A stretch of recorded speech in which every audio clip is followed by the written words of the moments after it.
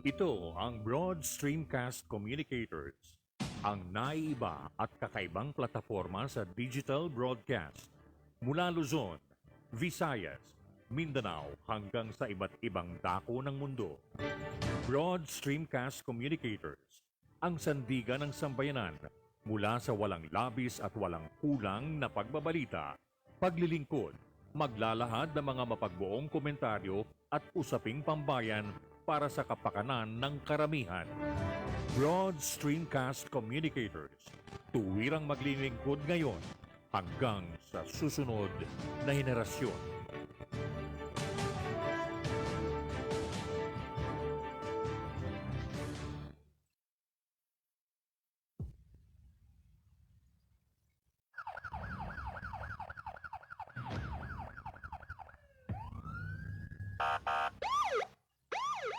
Digital Patrol.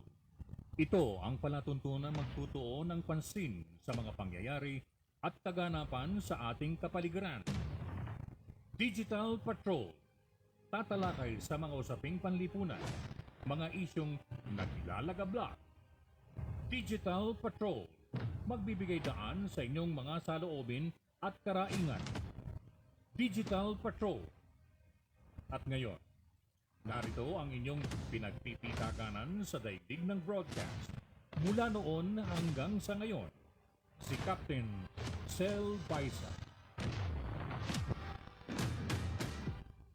Good morning, good morning, good morning. Good morning. It's a Tuesday morning. A beautiful day and promises to be another warm day ngayon pong araw na ito sa ating bansa. Anyway, what would you expect? We are under the so-called summer season, panahon ng tag-init, panahon ng pagtungo sa mga, beaches, mga swimming pools where you could take a bath, at the same time refresh yourself sa pamamagitan nitong tubig. No?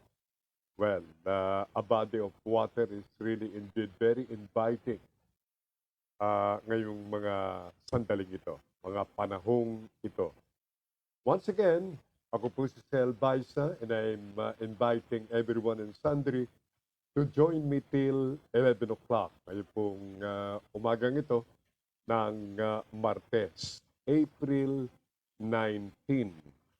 Hanggang 11 o'clock po tayo sa inyo pong palatuntunang Digital Patrol. Siyempre pa, as usual, tayo po'y sasamahan till we say bye-bye sa ating palatuntunan ni Nash, ang aking technical man, technical director, at si Manita. Kaming tatlo, magilo ko mga tagapakinig sa ating isang oras at kalahating pagtatanghal ng Digital Patrol.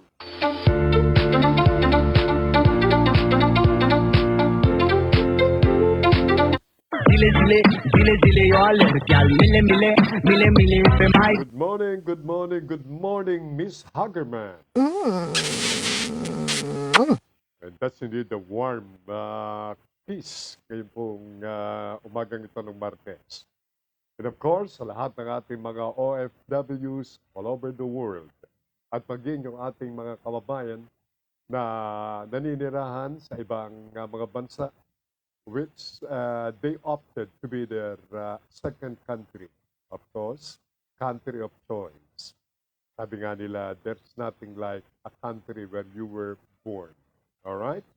So, welcome to the show.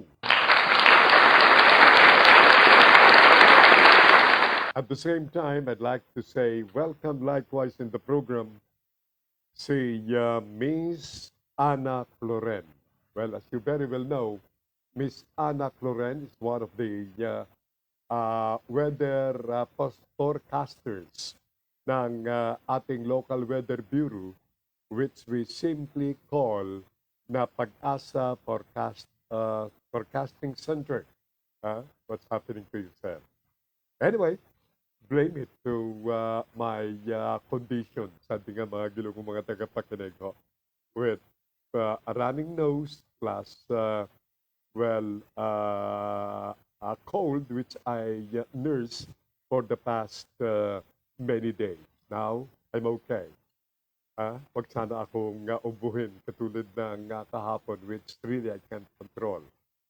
Okay, before anything else, bago po pagbabalita sa kalagayan ng panahon ni Miss Ana Cloren, I'd like to make mention dito pong mga early greetings mula po sa ating mga viewers as well as listeners ng program.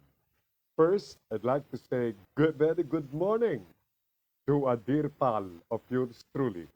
Kasama po natin one of the host ng mga palatuntunan dito sa Broad Streamcast Communicators, which you can hear from 8 o'clock all the way to 10 o'clock in the evening. And I guess by now you know whom I'm referring to. Si Your Honor, please. Your Honor, please, Ben Paipon. At ang bati ni Ben, good morning, my friend. And allow me to reciprocate that early greetings by saying, likewise, good morning to you, pal. Okay? Mr. Ben Paipon. And of course, good morning to your loved ones, my friend. And second, the greetings immediately after his honors, please, felicitation, came from Iloilo City. And that's from Sherwin Marco Witt. And Sherwin says, good morning po. So, good morning likewise, Sherwin. And allow me to pass on to your loved ones the same greetings in the morning. Good morning sa mga lahat ng mga next of kin, relatives, and loved ones, including friends, ni Sherwin Marco Witt. Thank you. Ayun, I was off aired for the past approximately 1 minute. Now, going back to what I'm saying earlier, after having passed on to you the two early initial greetings we had in the program, ngayon pong umagang ito, ang inyo naman maririnig ay ang balitang panahon. This is courtesy of Miss Ana Cloren ng Pag-asa Forecasting Center. And here is Miss Ana Cloren's report on weather update ngayon pong araw na ito ng Martes. Sa iyo, forecaster Ana Cloren, ma'am. Ano po ang latest sa kalagayan ng ating panahon in the next 24 hours? Yes po sir, magandang umaga rin po sa ating lahat. Sa kasalukuyan, wala pa rin po tayong namamataan na namang sama ng panahon o low pressure area na posible po maka-apekto sa ating bansa in the next 3 to 5 days. At dahil po dyan, ngayong araw at hanggang po sa weekend, ay wala tayong nakikita na malawakang mga pag-ulan sa anumang bahagi ng ating kapuluan. Kaya asahan po natin ang maaliwalas na panahon. May pagkainitan lang po sa dapat tanghali at may mga posibilidad naman ng mga panandaliang buhos ng pag-ulan pagsapit po yan ng hapon at gabi, dala ng mga localized thunderstorm. Nagbibigay po tayo ng mga babala o mga thunderstorm advisory na ipinalalabas po natin sa ating mga Facebook at Twitter accounts. Wala rin po tayo ng fast na gale warning, kaya malayang mga kapalaot, yung ating mga kababayan, mga isda, pati na rin yung may maliit na sasakyan pandagat. Yan po muna ang latest natin dito sa Weather Forecasting Center ng Pag-asa. Ito po si Ana Cloren. Magandang. Forecaster Ana, ma'am, ano ang pinakamainit na naitala ng Pag-asa kahapon? Kahapon po makikita natin nasa around 33.8 yung ating maximum temperature na naitala kahapon. So, hindi namang namimenta na itong figure na ito. May mga pagkakataon na medyo, lumalamig din naman at may mga pagkakataon din na tumitirik ang init, so to speak, forecaster Ana, ma'am? po, tama po kayo dyan. So yung mga maximum temperature po natin, ayan po ay naranasan po natin sa hapon or sa tanghali. Simula po mga alas 12 hanggang alas 2 o alas 3. Yan po yung kasagsagan ng init po na ating panahon. So, short of saying na huwag tayo magpapa-expose ng ating katawan doon sa mga oras na yan from 12 to 3 o'clock ng hapon, ma'am. Po, sir, opo. Okay. So, maraming salamat, Forecaster Ana, sa iyong ulat panahon. Si forecaster Ana Cloret sa kanyang, balitang panahon. First, the good news, wala pong namumuong pagsama ng panahon ang na-monitor ng Pag-asa Forecasting Center. Wala pong gale warning, meaning yung ating mga fisher folks ay malayang mapapangisda o maaari silang ituloy ang kanilang opisyo to earn their living. Ngayong araw nito, wala pong threat ng paglaki ng alon. So, what are we waiting for? Go ahead and do your usual chore in the morning till maybe early part of the evening. So, go fishing, my friends. Okay, so isa pa, huwag niyo pong kalilimutan magdala ng payong sa inyong paglabas ng inyong mga tahanan. Kung meron kayong mahalagang mga appointment at mga kausap ngayong araw nito, enable you to be prevented of sickness. O, kaparis ko, bigla kong sinipon. Sabi nga ho, on a summer season like this. Well, it's but just the same. Whether it's summer season, whether it's wet season, just the same. You are prone to sickness. Kaya, blame this nung ako po ay magpunta ng somewhere in Pasig. When I met an appointment, medyo naulanan ako, and that was almost a week ago. And I presume that's where I contracted itong aking nararamdaman ngayon that I almost lost my voice. At thank God, Monday, unti-unti pong dumating bumalik yung aking clinic, but I have to recover yet. Enable me to bring back my real voice. Okay? Thank you very much. Check your time, pieces, the correct Philippine time. It's now 17 minutes past the hour of 9 in the morning. We are till 11 o'clock. Ngayon pong umagang ito ng Martes. At today, we have 20 more days left.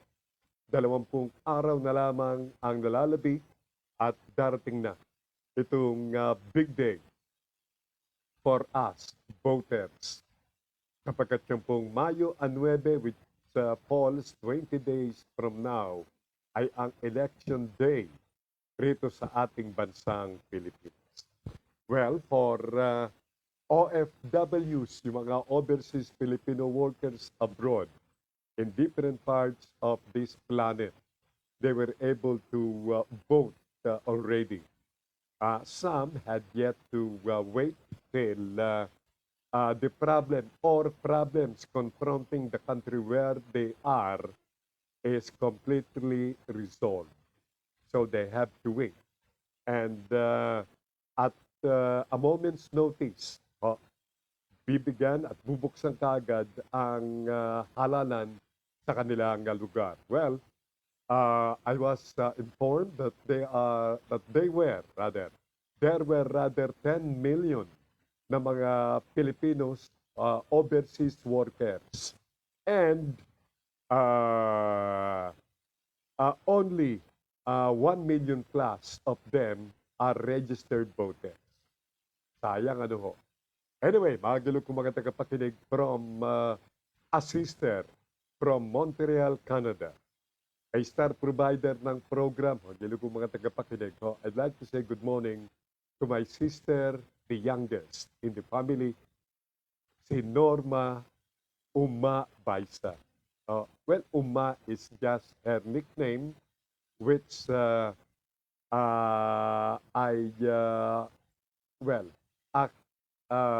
put upon her. Yan. Ha? I used that nickname, Uma, when that started when she was a still young girl yet. Now, up to now, hindi ko na po naalis. Kaya I used to call Norma Uma. Hello, Uma. Yan. Ang sabi niya, morning Manong, happy Tuesday na there. Indeed.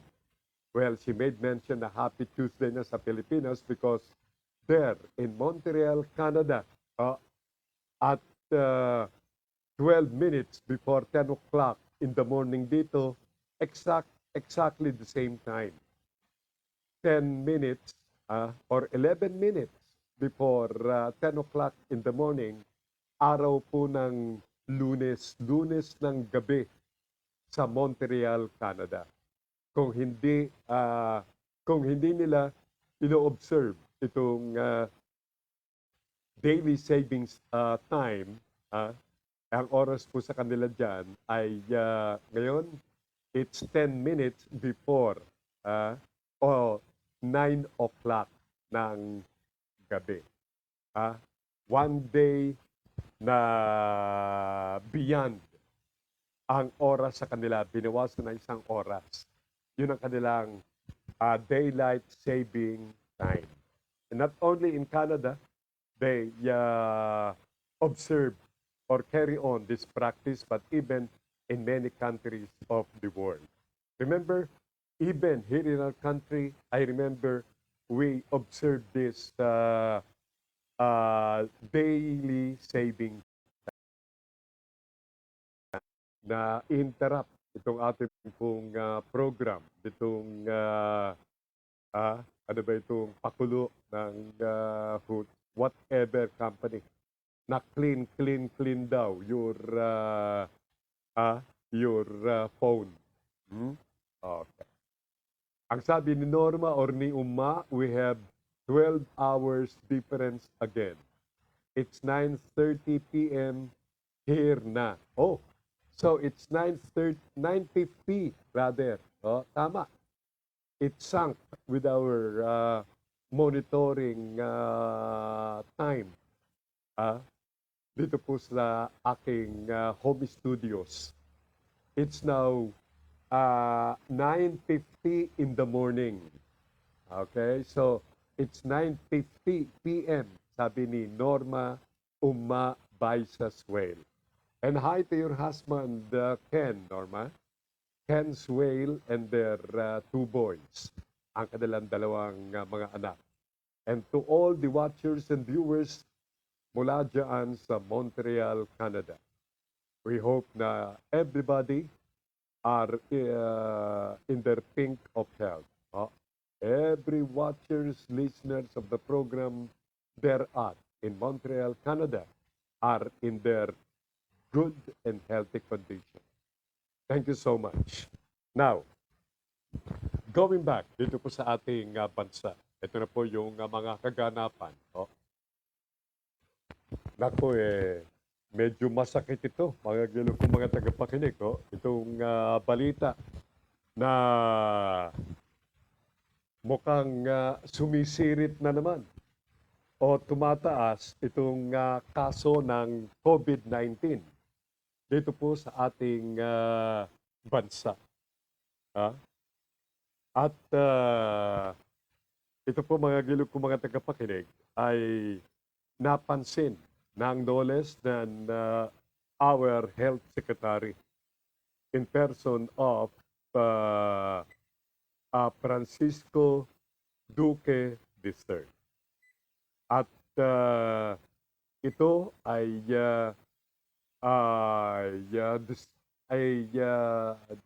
similar observation ng other top officials ng ahensya at maging ng mga iba pang mga health experts dito po sa ating bansa. Ah, sangayon po kay Health Secretary Duque, ah, eh, tatlo, tatlo, ang iniulat na may mga pagsirit o pagtaas ng kaso ng COVID-19. Happy Tuesday morning po, Captain Sel Baysa, and to the BSC family. God be with us all and stay safe. More power po.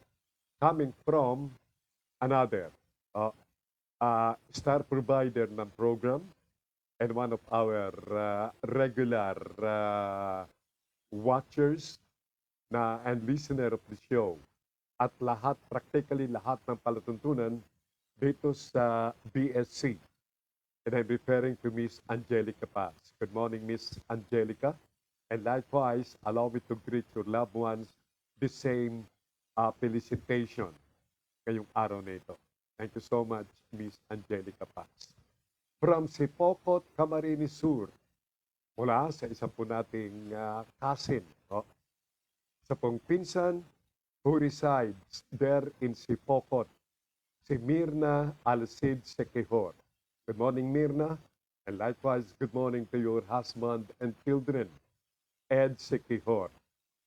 Good morning and to all the followers ng program diyan sa Camarines Sur, particularly in Sipocot. Ang bati ni Mirna, good morning, Sel Baysa, and to all your watchers, listeners, God bless to everyone. Weather here in Sipocot is good. Thank you so much for the weather update, Mirna. Magandang panahon sa Sipocot, Kamsur. So those listening to the show who are in their respective cars, that's a good news. If you are bound for Sipocot in Camarines Sur, that's indeed a good news, a good weather to welcome you once you hit the destination. Thank you so much, Mirna, for providing us that weather report. Maraming salamat. Bringing the time now to 4 minutes before 10 o'clock in the morning. Going back to the observation, Norma Uma, yung aking sister from Montreal, Canada, came with this message. Happy belated Easter to everyone. Likewise, Norma. Okay? Happy belated Easter to everyone. And let the program pass on the same belated greetings sa ating mga kababayan in various parts of the world. Belated Happy Easter, everyone. Now, Health Secretary Francisco Duque, a worried health boss, says na, ayun, tumaas na muli, gilo kong mga tagapakinig, itong kaso, tumataas na naman. What's happening? Sumirit ang kaso ng COVID-19 sa 3 regions in the country. Okay, to further the report, narito po ang ulat ni Health Secretary Francisco Duque III. Magandang umaga po, Mr. Secretary. Mga rehiyon na nakapag-ambag ng pinakamataas na mga bagong kaso covering the same period, April 12 to 18, NCR 606, Region 4A 226, and Region 3 181. Yung top 3 areas of new cases, ang Cavite ay nagbigay ng 101 na bagong kaso, Manila 92, Quezon City 82. Nakakita na naman tayo na dahan-dahan bahagyang pagtaas ng mga kaso sa 14 na mga lugar under Alert Level 1 areas. Wow! You heard that? 3 regions in the country. tumaas ang kaso ng COVID-19. Tumaas, hindi ho bumaba. Maganda na nung una yung mga balita Mababa, tuloy ang pagbaba, baba, baba, baba. Then suddenly, sumirit, tumaas, taas, taas naman. Ha? Paano naman hindi mangyayari? Kung, well, if we will relate this dito sa aksyon ng marami nating mga kababayan, para po tayong walang COVID-19. As if we are living in a time wherein walang COVID-19 na nangyayari. From another sister of yours truly, Presi Estrada, watching and listening and sending her message from Dallas, Texas, USA. Another star provider ng program. Ang sabi ni Presi, "Good morning, Manong." Thank you so much. Magandang umaga sa iyo, Presi. And hi to your husband, Harry, and children. Okay na ba tayo ngayon? Alam nyo, we're worried dito po sa aming sister na si Presi. Because she complained of, illness. Yung pong sakit na kanyang na-encuentro together with her child na si Brandon, a nephew of yours truly. Pero ngayon, she's getting better. Okay? Don't forget to take high quantity of liquid. Ganun din po ang payo ng nurse of the family, Swale, and another LB, magulo po mga tagapakinig. Take a lot of liquid, ang sabi po kay Presi. At yun po ang practically ang advice naming lahat sa kanya. So, she's okay. And we're happy for this development. Thank you very much. Another greeter, and I guess, bago ito, ngayon ko lang na-encuentro. Good morning, sir. You are looking great. Thank you very much. Coming from Christopher de los Santos. Chris de los Santos. Good morning, Chris. And where are you watching and listening the program? Let us know. Thank you so much because, we'd like to know where Christopher is watching the program. You know, we have a mini map, and we're happy to note that Metro Manila area, practically the whole of Metro Manila area is listening to the program, and likewise the nearby provinces. And we're happy to note that. Thank you so much for watching, Chris. Now, I mentioned earlier another sister who's a nurse from Montreal, Canada. And she just sent this message saying, "Good morning, Manong, and all watching your program. Stay safe all the time. God bless us all." From Sister Elvira Baysa Clemente. Good morning to your husband, God's Clemente, LB, and your children. Thank you so much. Another sister, this time back here in our country, in the nearby province of Rizal. Alide Baysa said, Lide. Good morning, Lide.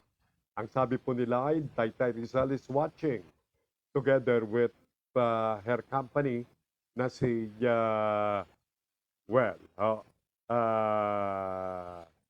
what's her name again? This is my problem. Each time I encounter sickness like this, mukhang pati yung aking memory ay naapektuhan. Now, it came back. Tommy Juanillo. Yan po ang company ni Lloyd sa kanilang lugar sa Rizal. One of the many subdivisions in the province of Rizal, particularly in Taytay. Good morning, Lloyd. Good morning, Tommy. Good morning likewise to Lloyd's son mula po sa Thailand, si Mark Barredo, who's doing a great job for in behalf ng isang kilalang universidad sa Thailand. Indeed, Mark is doing waves, making waves dyan sa Thailand, and we're happy for him. Okay? Do great. Show them how a Filipino indeed contributes when it comes to, well, learning and education. Okay, thank you so much, Mark, and hello to another son of Clyde, Maxi. Good morning, guys. And to all the workers ng manufacturer ng Sahara Cement Proofing diyan sa Taytay, Rizal. And I'm referring dito sa ISC, manufacturing firm. ISC, makers ng Sahara Cement Proofing. Thank you so much for watching, guys. And likewise to the couple, Mayor John Barredo and wife Kechi, another sister, and to their children, who makes it a point to, start the day right by simply watching the program. And I understand from the time BSC opens up and goes on air, nandiyan na po sila. Listening and watching the programs. Thank you very much, guys. Thank you, thank you, thank you. Bringing the time now to, pakabilis ng oras. It's now 6 minutes, 6 minutes. Pati yung aking tang na apektuhan itong aking health condition na ito owing to this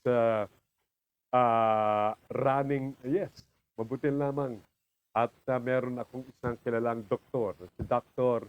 Benny Fragmante ng Diliman Doctor Hospital, who immediately prescribed me the medicines which I took, which incidentally in minutes of what I term miracle, ay nagkaroon po ng, pagbabago yung aking nararamdaman. All in an instance na wala po yung aking running nose. At yung aking pag-ubo, medyo nawala na rin. Except for yesterday's presentation, and pardon me, because I really can't control it no more. I hope you understand. Thank you. Okay. Now, going back to DOH Secretary Francisco Duque III, the worried DOH boss ay nagbalita, as you very well heard from his statement, na 3 rehiyon at maraming mga lugar dito sa ating bansa ang naapektuhan nitong muling pagtaas ng COVID-19. Kakatakot na naman ito. Dahil kapag dumarami ang COVID-19, tataas muli itong alert level. Kabuti-buting alert level 1 na tayo. Para mong sinabi na nasa alert 0 ka na rin. But then, many of our kababayan, madali pong makalimot. They simply forgot na meron pang COVID-19 at our back. In front of us, on our sides, waiting for the right moment, waiting for the right time to attack. Despite the repeated warning at reminder ng ating mga health experts, marami pa rin sa ating mga kababayan ang hindi sumusunod. Dala ba yan ng katigasan ng ulo o itong tinatawag na because of excitement dahilan sa pagkakakulong ng more than 2 years ngayon at parang mga nakakawala sa koral, mga gilo kong mga tagapakinig. Okay. Sus Marite. Awarded cousin of yours truly. Nagsasabi po na hoping for your immediate recovery. And that's from my cousin Mirna Sekihor. Thank you so much, Mirna. Well, I could feel the recovery in myself. Okay? And thanks to Dr. Fragmante of Diliman Doctors Hospital. Thank you so much, Doc. If you have, medical problems, health problems, I would advise you to see and consult Dr. Benny Fragmante. He's a very good doctor. At ang nakabubuti pa dyan, hindi po siya taga. Hindi po siya yung merong sekretary sa labas na kapag kinuha ang pangalan mo ng sekretary, automatic magbabayad ka na ng 500 pesos.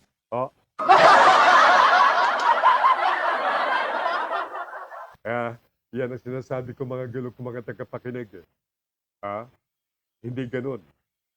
Marami diyang mga practicing doctors inuuna yung kita. Hindi inuuna yung problema ng kanyang pasyente. Okay.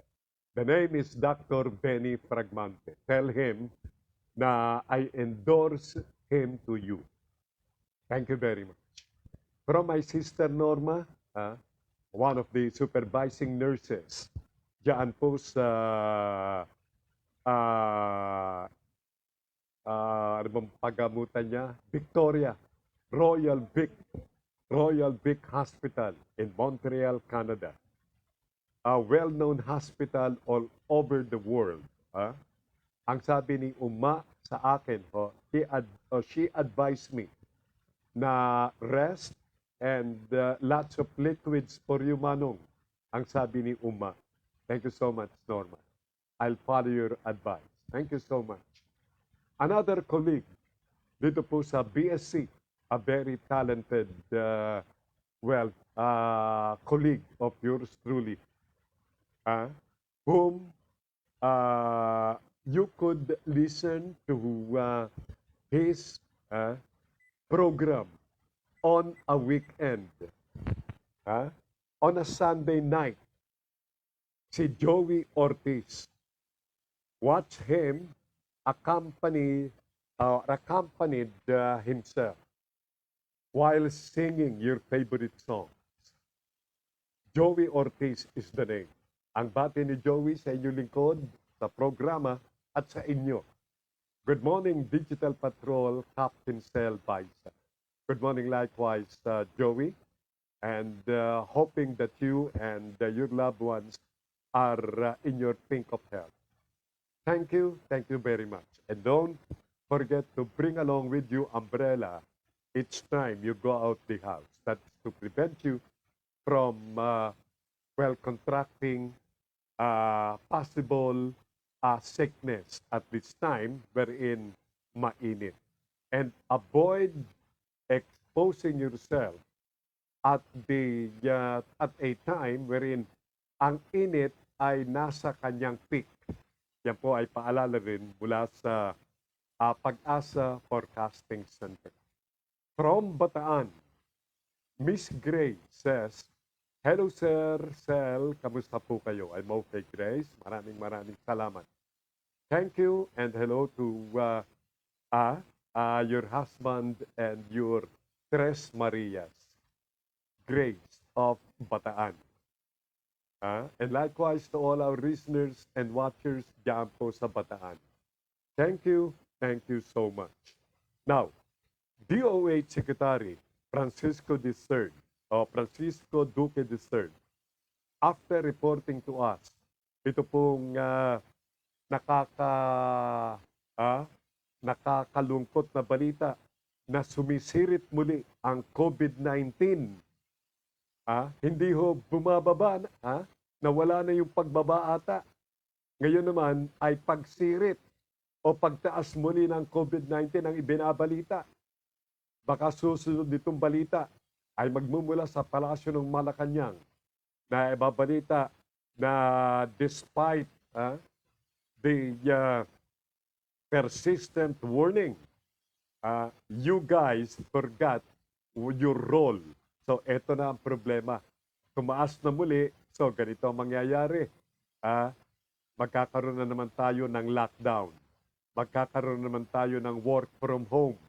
At ang siste, ipinahayag ho ng COMELEC ito na kung sakaling magkakaroon ng pagtaas ng kaso ng COVID-19 sa buwan ng Mayo o aabutin yung eleksyon, kanila pong ipopostpone ng halalan to further date.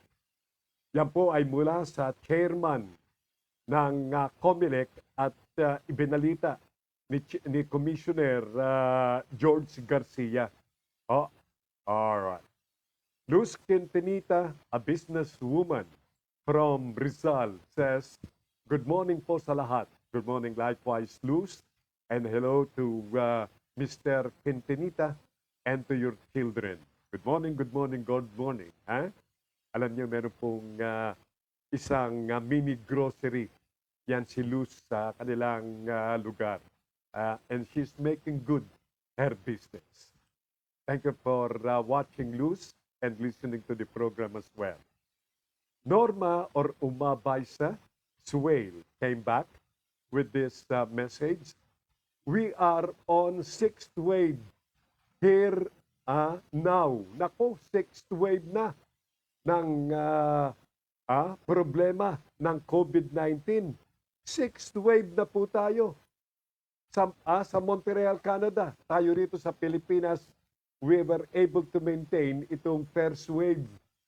Ang sabi ni Uma, more people are getting positive of COVID-19 sa Montreal, Canada. Naku, nakakatakot pala lagay ng Canada ho ngayon. Kaya Uma and family, take care, sister.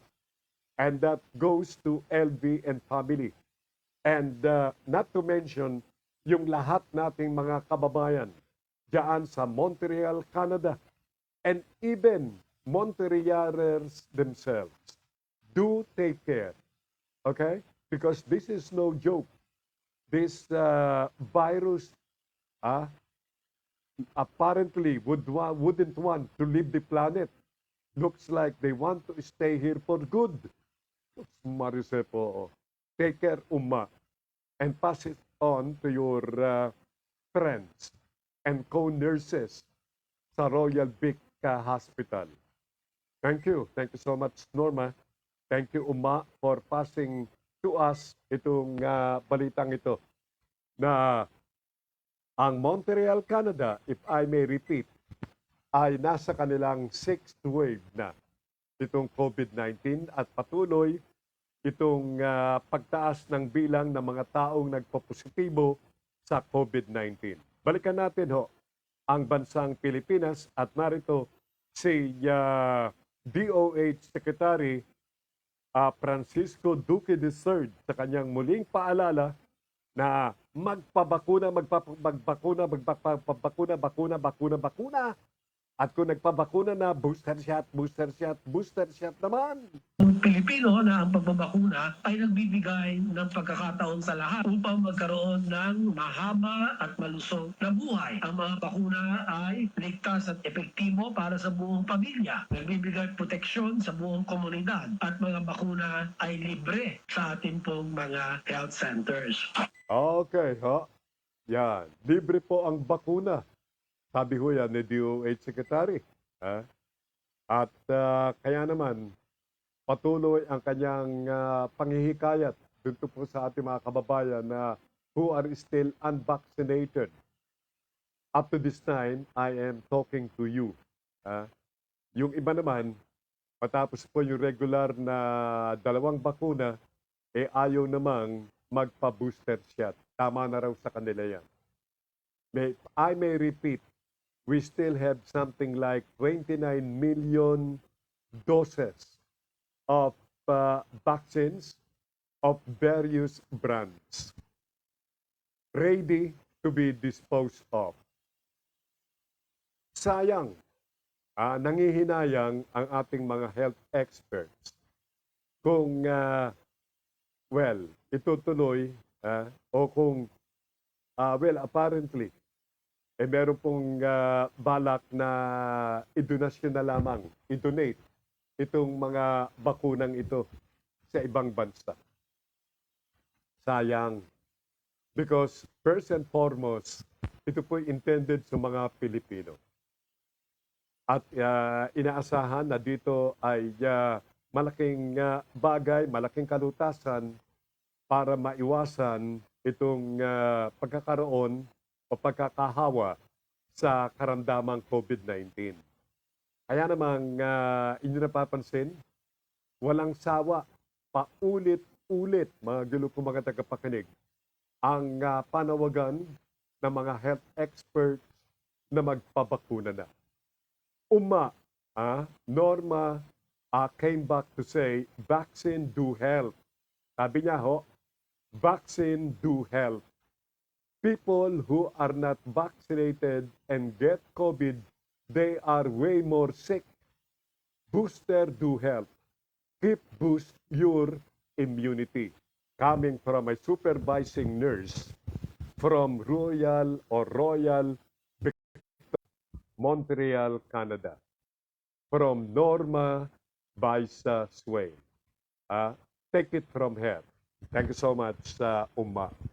Check your time, pieces. It's now 10:20 ng umaga. Ngayon pong araw ng Tuesday, April 19. Remember, we're still in the midst of a big fight. Big fight against COVID-19. Kaya namang, wag po tayong maging kampante. Avoid being complacent. We ought to be watchful all the time. Don't think ito pong pinsala na idudulot sa inyo itong COVID-19. Madali pa naman itong makapaghawa.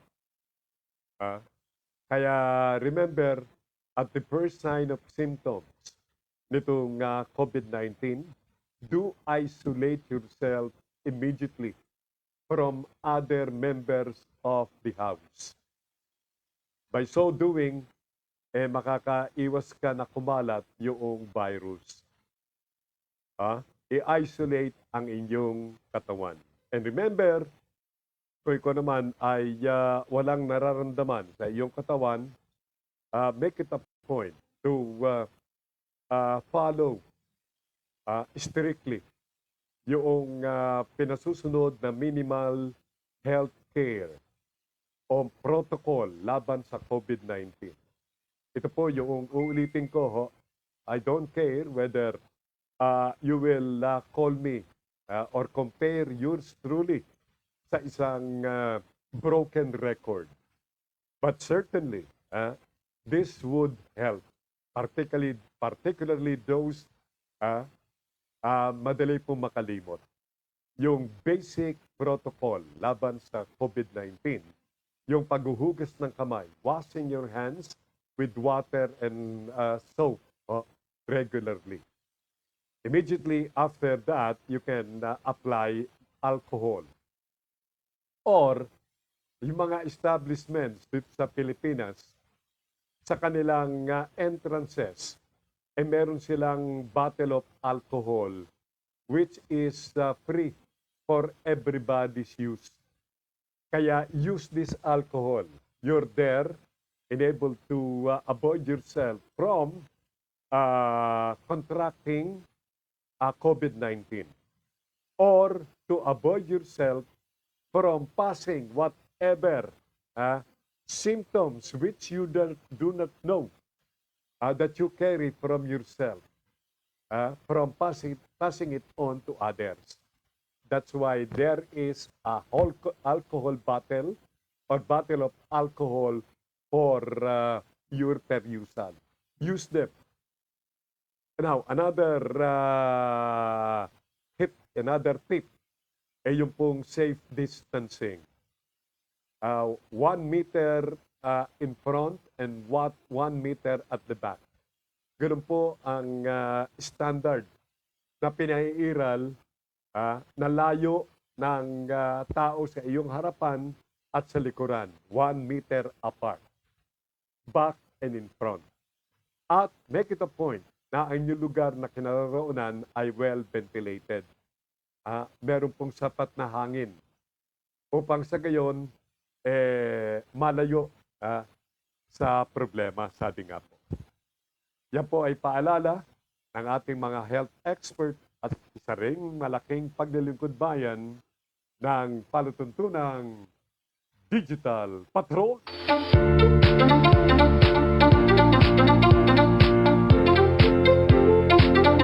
Dile y'all gal mile pe mai Check your time pieces ang oras po sa Pinas. Ganap ng alas 10:25 ng umaga. Those who are going to the market, you still have time to do so. You can now, don't ask, excuse from the program. I'm telling you, although it pains me na mababawasan po ako ng listenership, I know for a fact that you're doing your role as wife to your husband and mother to your children and better half as well by simply going to the market and simply doing your marketing. So, sige ho, lakad na. Ipagkasa nyo na yung pong inyong pera sa inyong bulsa. That's the name of the game. Napakamahal po ng mga bilihin ngayon. Marami pang umaangal pero what can we do?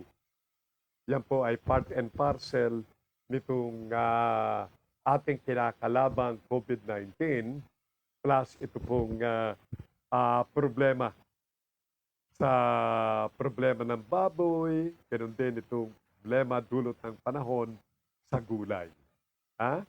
Okay, so sige na po. Grab your basket and do your first step and end your steps to the market. Okay? Thank you very much. Thank you. Salamat po. Okay. Another kaganapan dito po sa ating bansa. Ito pong hinggil dito sa tinatawag na panggigigil itong ating mga kababayan na makalabas ng bahay.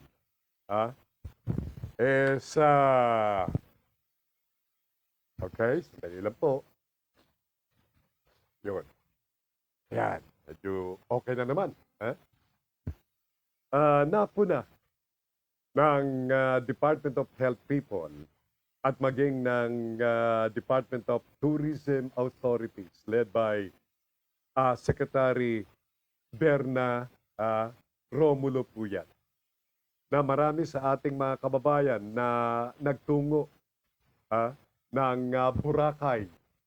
Naku, nakalimutan na meron pang threat ng COVID-19 sapagkat aside from yung pagtaas ng bilang ng mga nagtungo at nagtutungo at planong magtungo ng Boracay, mas mataas pa raw ang bilang ngayon ng mga taong naroon sa Boracay compared doon sa bilang ng mga nagtungo sa isla ng Boracay noong pre-pandemic years.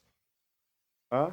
At ang masakit nito, nakalimutan din na merong ah, minimal health protocol na pinaiiral. Even sa mga tourist spots, tourist places dito sa Pilipinas. Kaya namang nagpaalala itong si Secretary Puyat sa ating mga kababayan. Naku at maging ang local government unit diyan sa isla ng Boracay ay pinalalahanan itong si Secretary Berna Puyat.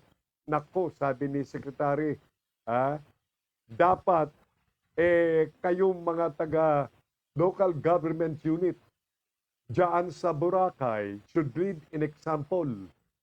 Dapat kayo'y nagbibigay paalala because you're there. Yan ang isa sa inyong mga role na ginagampanan. Ang magpaalala, magpaalala, magpaalala, at magpaalala. Hinggil dito sa dapat gawin ng ating mga kababayan sa panahong ito na meron pang COVID-19.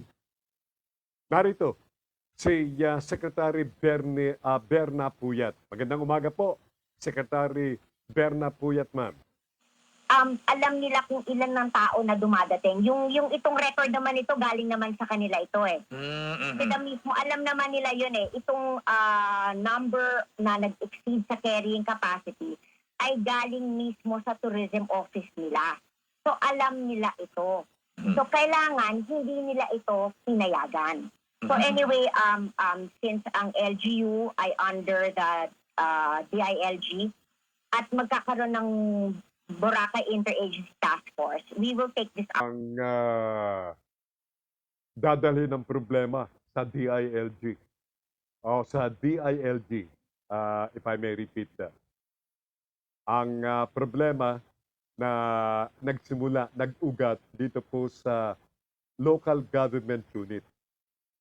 Looks like DOT and DILG will look into this matter.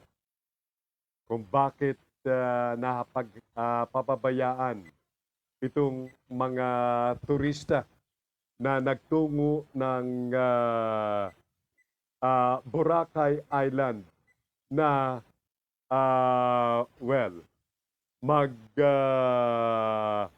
abide by or mag-comply dito sa health protocol.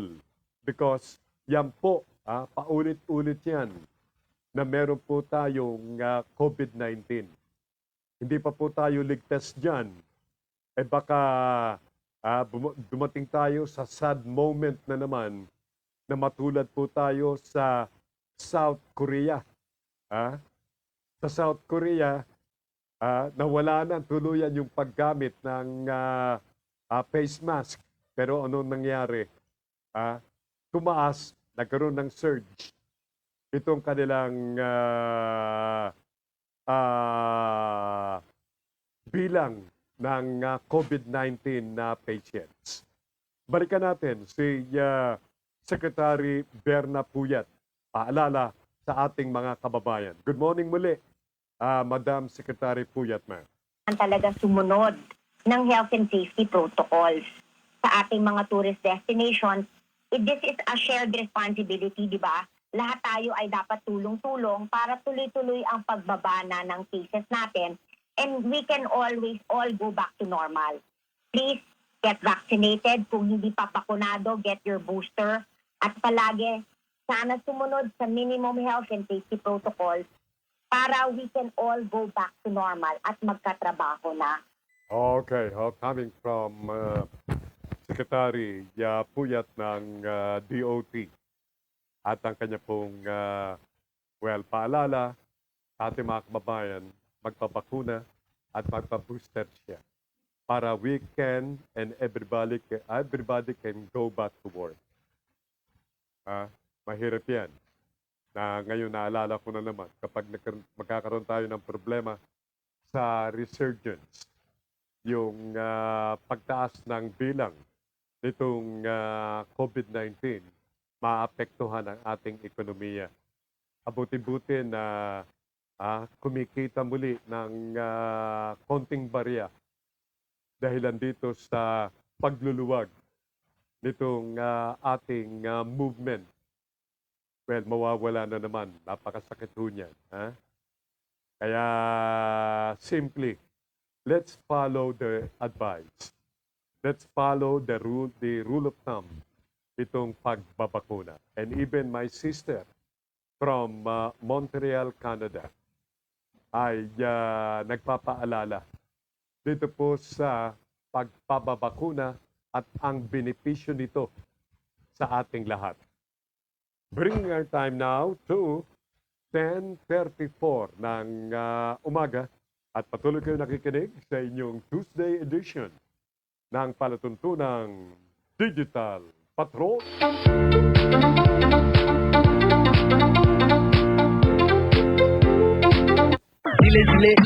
Dile yo alergyal mile pe mai. Tuloy-tuloy tayo muli mga giluho mga tagapakinig. Ha? We have 20 more days before election time. 20 days left. Lapit na ano, ilang tulog na lang yan, virtually. Now, handa na ba tayong lahat sa darating na halalan? Did we do what's expected upon us, especially in choosing our future leaders of the land, those who will be executing and those who will be responsible for this country in the next 6 years and 3 years to come. Both in the national and local level. Handa na ba tayo? 20 days left na lamang. Now, from Willie Cruz Jr., I miss this guy, from General Trias in Cavite. Mukha naging busy si Willie, ha? Okay. Anyway, I'm glad he's back. Good morning, Capt Sel Baysa, mga ka-digital patrol around the world. Naka-self-quarantine po kami. May ubot-sipon po. Wow! Akala ko ako lang itong nakararamdam itong pag-ubot-sipon on a summer month like this. Kundi maging ang Cruz family. Anyway, magandang umaga, Willie Cruz, to your wife and child. Okay. Napansin ni Willie, narinig Willie yung pagtahol ng aking mga Guardia Civil. Kaya ang sabi ni Willie, Guardia Civil ni Capt Sel Baysa may nakitang bisita. Oho. Ito yung mga dumaraan dito na nakikita yung aking kinaroroonan, Willie, na hindi mapigilan na, to stop for a while and look and watch me while I'm doing my program. Thank you so much, Willie. Pagaling ka, ha? Ako medyo okay na. Well, I followed strictly yung what the doctor had advised me to do so. Si Dr. Pragmante ng Diliman Hospital. Dr. Benny Pragmante. And the advice coming from my nurse sister, Uma. Rest and take a lot of liquid. Yan kanyang payo. Okay. Check your time, pieces. It's now 10:37 ng umaga. Now, ang sabi ho ni Pangulong Digong, or simply Mayor Digong, hindi makikialam ang pamahalaan sa darating na halalan. Yan po ang binigyan diin ni Mayor Digong. By the Constitution to see to it that the elections are to follow the rule of law. I will not side with anybody. We will be neutral. Okay. The government won't be siding anybody. Particularly itong mga kandidato. So, they will be, or Digong's administration, or simply Digong's government will be neutral this coming elections. Yan po ang siniguro ni Pangulong Digong. 20 minutes before 11 o'clock ng umaga at sa iba pang mga kaganapan. Naku, talagang handang-handa ng bumaba ng palasyo ng Malacanang itong si Mayor Digong. Ilang buwan na lamang and he will bid goodbye to us. And that will be the end of his term. 6th term ng kanyang pagiging Pangulo ng Pilipinas. Kaya ang sabi ho ni Mayor Digong, itong, ang kanyang suggestion sa next administration, whoever would become the next president of the Philippines, kailangan daw ay preparado ang next president dito sa laban sa climate change. Itong pagpapalit ng klima sa ating bansa. Well, if this climate change happened in the Philippines, well, most likely. Now, ang sabi ni Mayor Digong, be prepared. Maging handa. Ang sabi ni Mayor Digong. Sabi ni Willie Cruz, taas po uli ng gasolina. Totoo po yan. Laban, bawi. Yan ang sabi niya. May medicine na po kami. Tama po, inom lang ng tubig at huwag magpupuyat masyado. Yan po naman ay mula kay Willie Cruz Jr. Yes, if I may repeat what Willie had just said, pinatikim na naman tayo. For the past 2 weeks, medyo bumaba yung presyo ng gasolina at diesel. Pero ngayon, being a Tuesday, piso at mahigit sa piso ang itinaas bawat litro ng diesel. At 30 centimos hanggang 50 centimos ang itinaas naman per liter ng gasolina. Yan po ang labanan. Kaya namang I'm sure na kahapon pa lang marami na pong pumila sa mga refilling station sapagkat whether we like it or not, whether 30 centavos ito o 50 centavos ito na idadagdag bawat litro, paano kung 20 liters ang iyong ilalagay? Bawat litro, 50 centimos ang idadagdag mo. Di ba malaking halaga din ang mawawala sa iyong bulsa? Kaya medyo masakit sa ating pong mga motorista in particular. Now, balikan natin si Mayor Digong.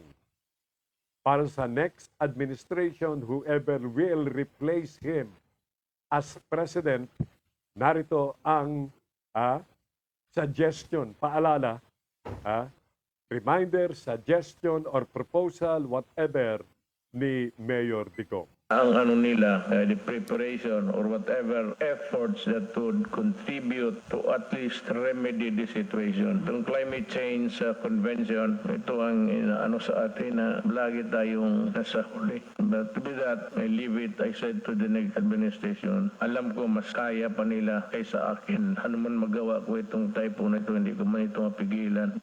Okay, yeah. Well, he made mention of Typhoon Agaton, which, if you read in between the line, ay siyang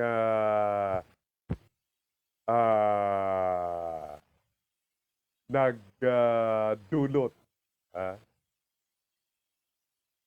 nitong pagkakaroon ng bagyo sa ating bansa, itong climate change.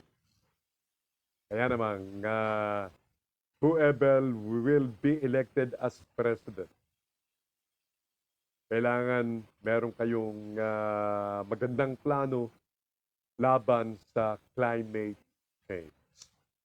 Sapagkat ito yan ang problema, isang serious problem that would confront whoever will be elected as the President of the Philippines.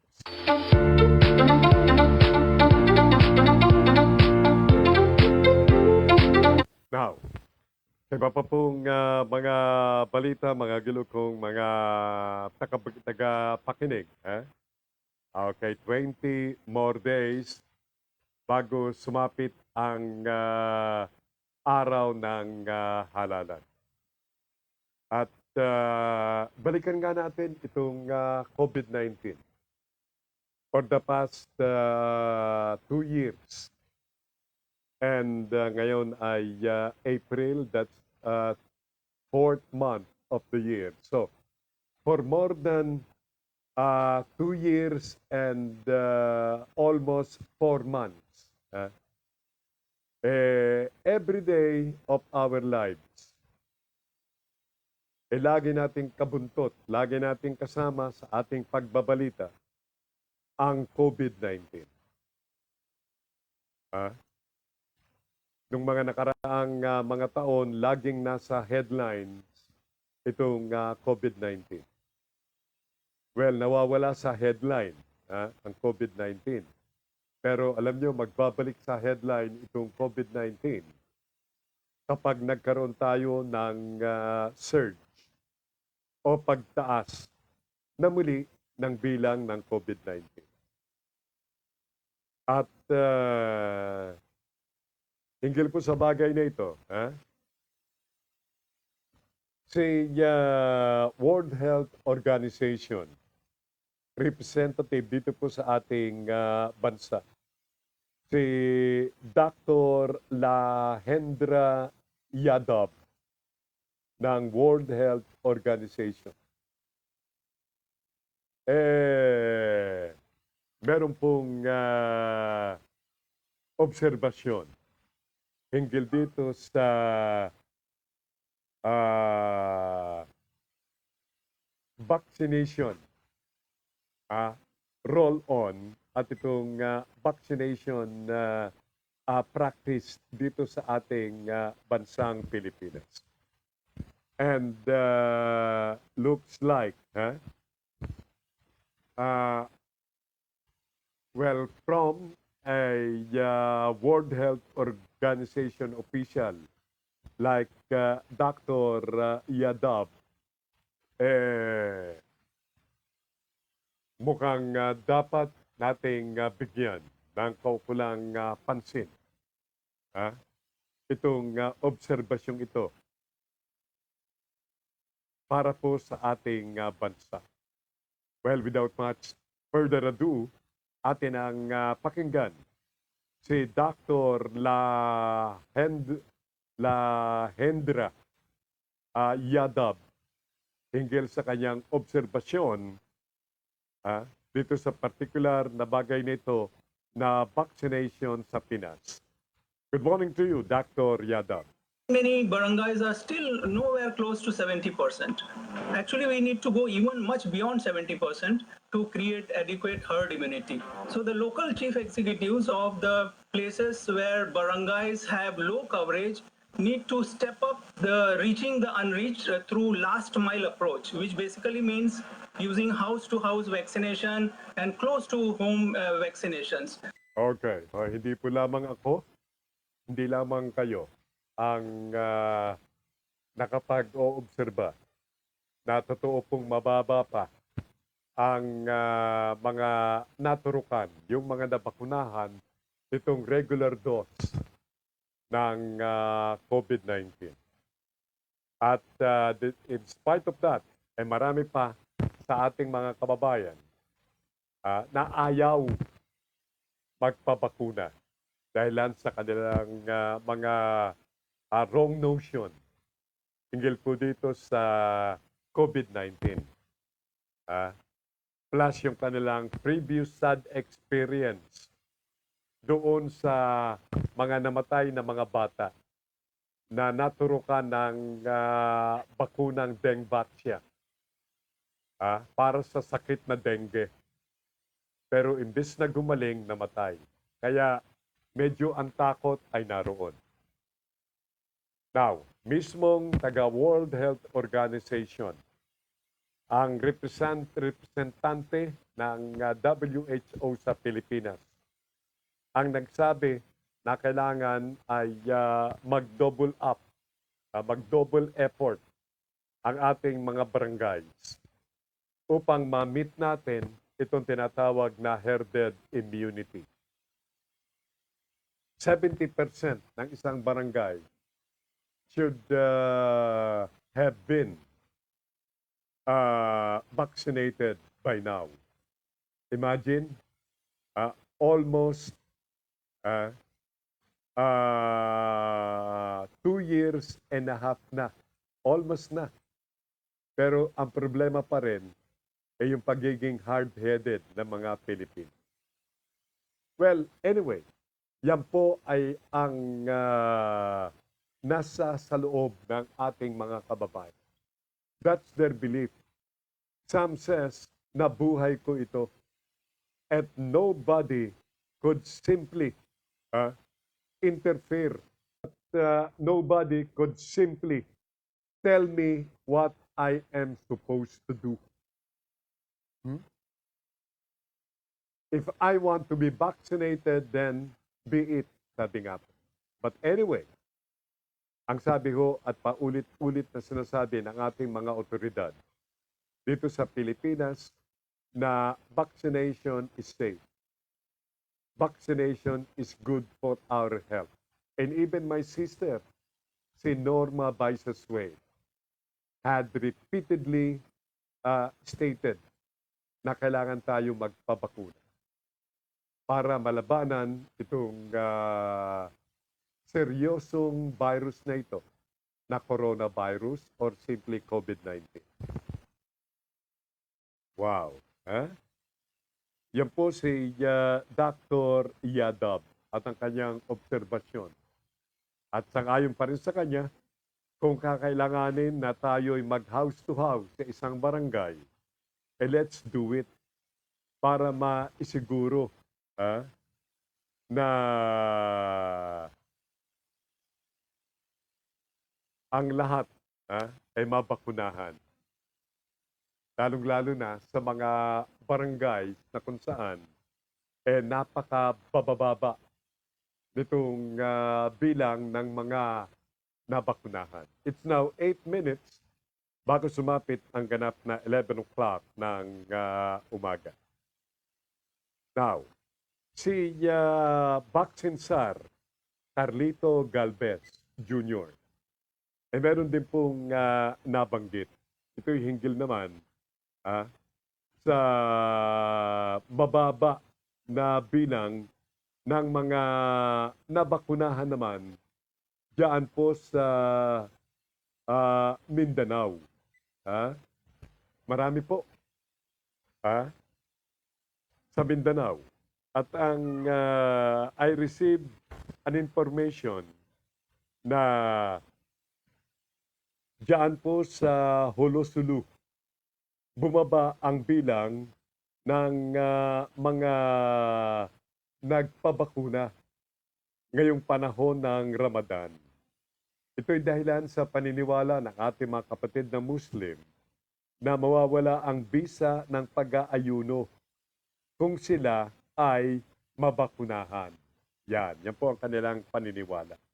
It could be one of the many serious reasons kung bakit bumaba ang vaccination rollout diyan sa Mindanao.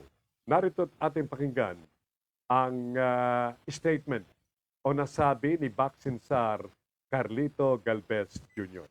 Makakal na pong coverage ay nasa 65.2 million na po yung at least meron na pong first dose. 58, almost 60% na po ang kanilang fully coverage. Medyo talagang sadly to say that parang nag-plateau yung arm na hindi umuusad na naandun pa rin sila sa 27.28%. Yan po ay sa Mindanao. Well, happy to note na dito naman sa Metro Manila area, maraming lugar at mataas na bilang ng ating mga kababayan ang nabakunahan na. Kasi naman, yung balita nung araw, medyo nakakabigla kasi nung magpaturok ng 4 na beses si dating o si Congressman Zamora, ang ama ni San Juan City Mayor Francis Zamora. Hindi ba marami ang nagulat?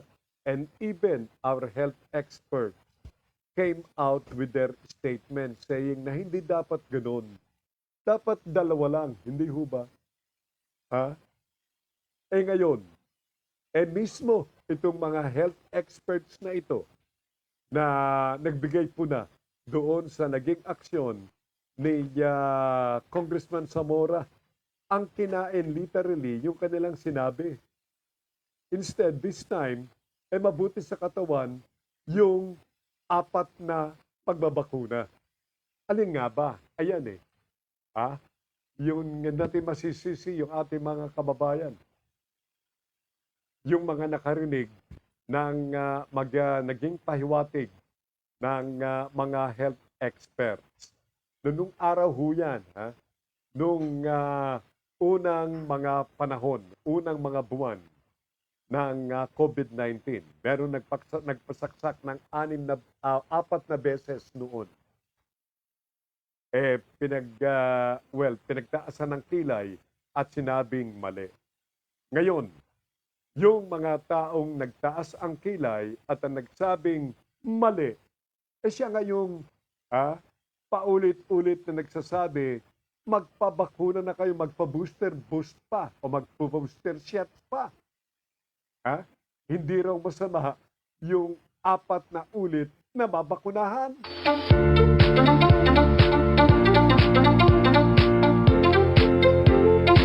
Pero mga gilog kong mga tagapakinig, we came to a time wherein I would say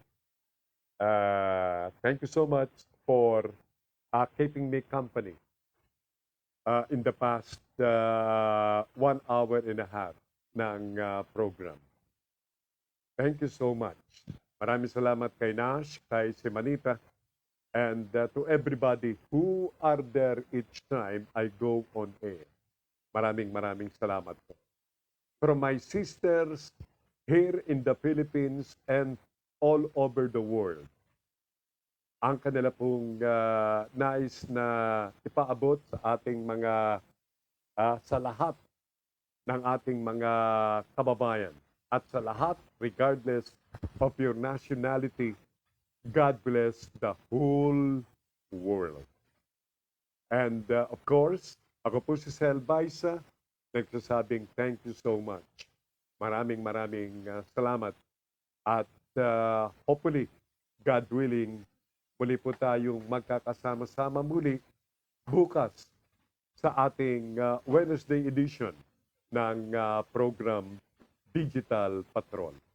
And do stand by for the next show hosted by Miss JC Bautista, ang Buhay Online. Or better yet, ipako na ang inyong panonood, pakikinig para sa mga pinakahuling mga kaganapan dito sa Broad Streamcast Communicators. Maraming salamat muli. Ang ilog kong mga tagapakinig, ho. Diyos ti Agnina. Ang oras, ganap ng 11:00 ng morning.